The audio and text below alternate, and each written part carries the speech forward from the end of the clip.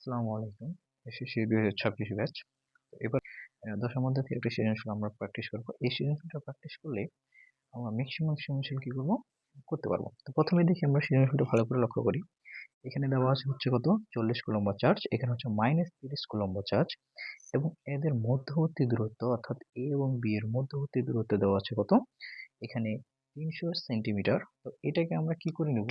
৩০০ সেন্টিমিটারটাকে আমরা হচ্ছে মিটার করে নিলে কত হবে? ৩ মিটার। অর্থাৎ যদি আমরা ৩০০ সেন্টিমিটারকে মিটার করে নিই তাহলে হচ্ছে ৩ মিটার আসবে। তো প্রথমে আমরা গ নম্বরটা করার চেষ্টা করি। এ ও বি এর মধ্যবর্তী বলের মান নির্ণয় করো। তো এটা হচ্ছে গ নম্বরের জন্য 100% এটা আসবে। এটা আসবে। তো হচ্ছে আমরা এটা সলভ করার চেষ্টা করি। প্রথমে আমরা দেখি যে হচ্ছে এ ও বি এর মধ্যবর্তী দূরত্বের ক্ষেত্রে আমরা সূত্র জানি কি? F ইকুয়াল কে Q1 Q2 হচ্ছে ডি স্কোয়ার। আমরা এখানে এইটাকে ধরে নেব হচ্ছে Q1 চার্জ, এটা হচ্ছে কত? Q2 charge. তো এখানে আমরা এখানে লিখতে পারি কত? এখানে আমরা লিখতে পারি Q1 হচ্ছে প্লাস 15 কুলম্ব, Q2 ইকুয়াল হচ্ছে কত? Minus 13 coulomb. এবং এদের মধ্যবর্তী দূরত্ব কত? মধ্যবর্তী দূরত্ব দেওয়া আছে হচ্ছে 300 সেন্টিমিটার। আমরা এটাকে মিটার করলে কি করব? 100 দ্বারা ভাগ। 100 দ্বারা ভাগ করলে কি হবে? মিটার হবে। অর্থাৎ আমাদের এটা আসছে 3 মিটার। আর এখানে আমরা জানি কে এর একটা ভ্যালু আছে, কে ইকুয়াল হচ্ছে 9 ইন্টু 10 টু দি পাওয়ার 9, ঠিক আছে? Newton metre square per coulomb square. আমরা এখানে মানটা বসে মধ্যবর্তী বলের মান নির্ণয় করতে বলছি।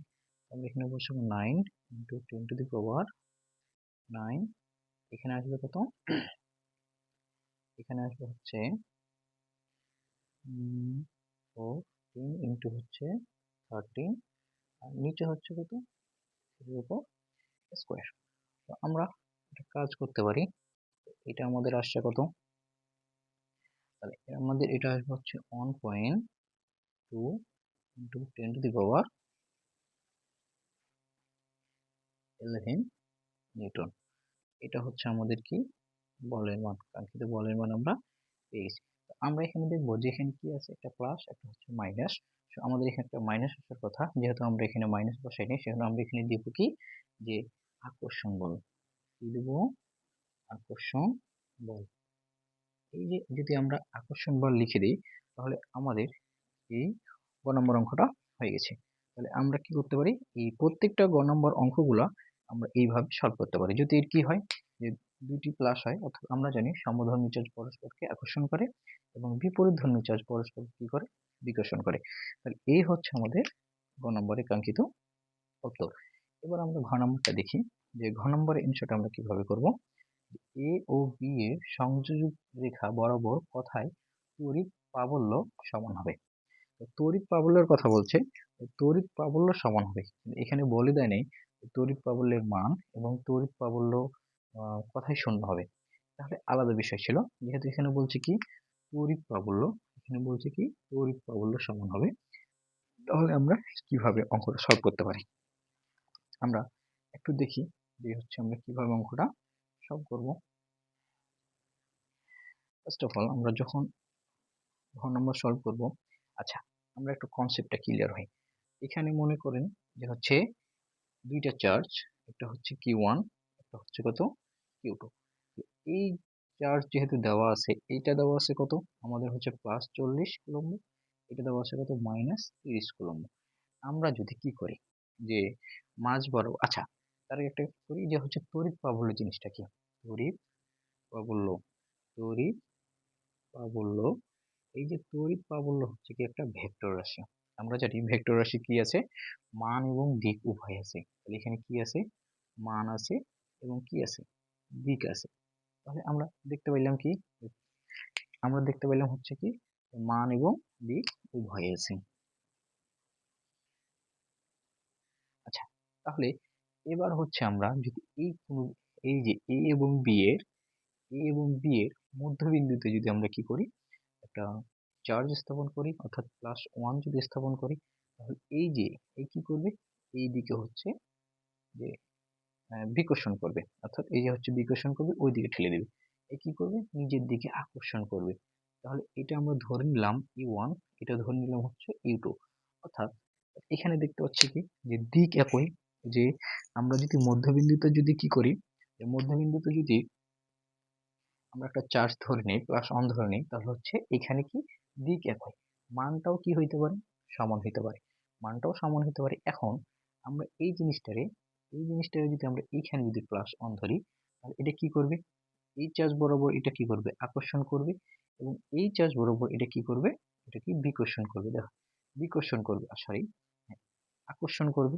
তাহলে এই চার্জ বরাবর এটা কি করবে, আকর্ষণ করবে, এবং এই চার্জ বরাবর এটা কি করবে, বিকর্ষণ করবে। অর্থাৎ আমরা দেখতে পাচ্ছি এখানে কি হবে, মানটা কি, দিকটা কি হবে, ভিন্ন হবে, দিকটা হবে ভিন্ন।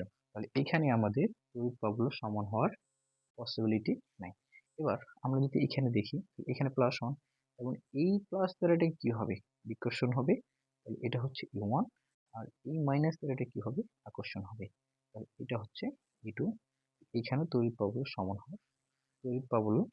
হওয়ার কোনো পসিবিলিটি নেই। তাহলে এবার আমরা ধরে নিতে পারি যে হচ্ছে A এবং B, এদের মধ্যবিন্দুতে যদি কোনো এক জায়গায় যদি আমরা কি করি, চার্জ স্থাপন করি, তাহলে আমাদের তড়িৎ প্রবাহ কি হতে পারে, যে তড়িৎ প্রবাহ সমান হতে পারে। ক্লিয়ার?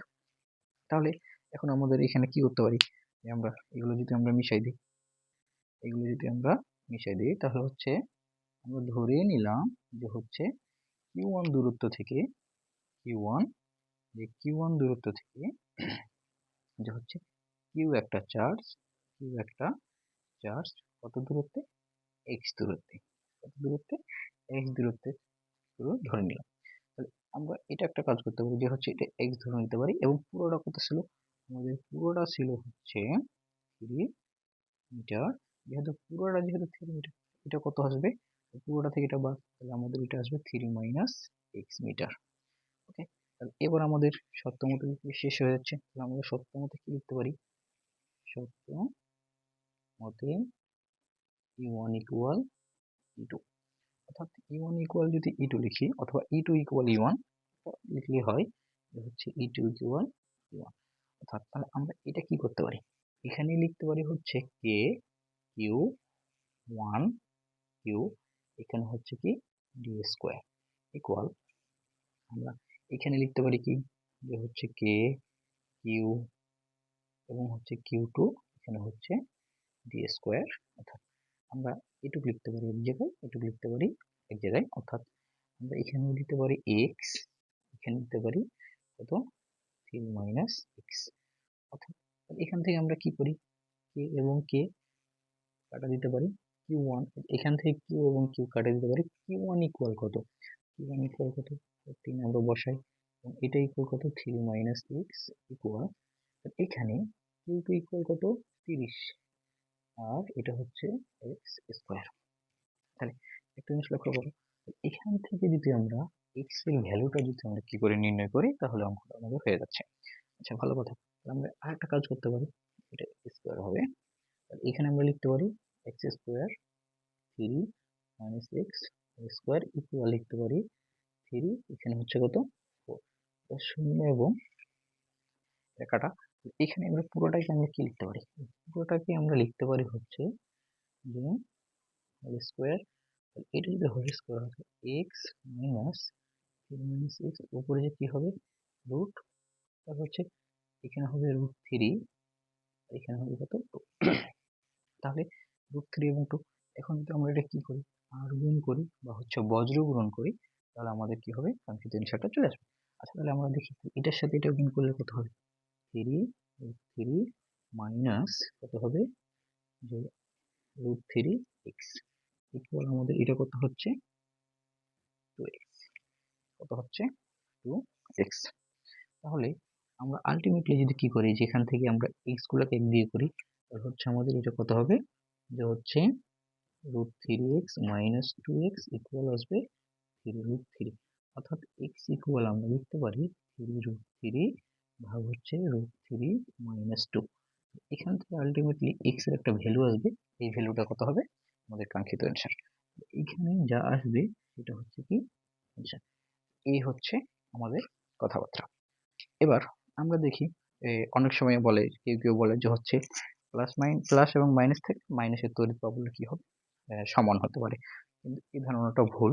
যে হচ্ছে মাইনাসে এখানে বাইরে কি হইতে পারে, বাইরে হচ্ছে মান, তড়িৎ প্রবাহের মান এবং হচ্ছে মান কি হতে পারে সমান হতে পারে তড়িৎ প্রাবল্য না, তড়িৎ প্রাবল্যের মান এবং হচ্ছে কি তড়িৎ প্রাবল্য কি হতে পারে শূন্য হতে পারে। তখন আমাদের অ্যান্সার আসবে কয়টা, উত্তর হবে দুইটা, উত্তর হবে দুইটা। অর্থাৎ এই যে মধ্যবিন্দুতে হচ্ছে তড়িৎ প্রাবল্যের মান থাকতে পারে, আবার বাইরেও মান থাকতে পারে, এবং অলওয়েজ তোমার তড়িৎ প্রাবল্যের ছোট চার্জের দিকে তড়িৎ প্রাবল্যের মান কখন শূন্য হবে, ছোট চার্জের দিকে অবশ্যই বাইরে কি হবে শূন্য হবে। এই জিনিসটা আমাদের মাথায় রাখতে হবে। আর এই ছিল আজকের হচ্ছে দশম অধ্যায়ের একটা ইম্পর্টেন্ট সিকিউ। এই সিকিউটা যদি সলভ করতে পারো তাহলে দশম অধ্যায়ে যে কোনো সিকিউ খুব সহজে সলভ করতে পারবে ইনশাআল্লাহ। আজ এ পর্যন্তই, পরবর্তীতে কি টাইপের ভিডিও চাও আমরা হচ্ছে দেওয়ার চেষ্টা করবো। আসসালামু আলাইকুম।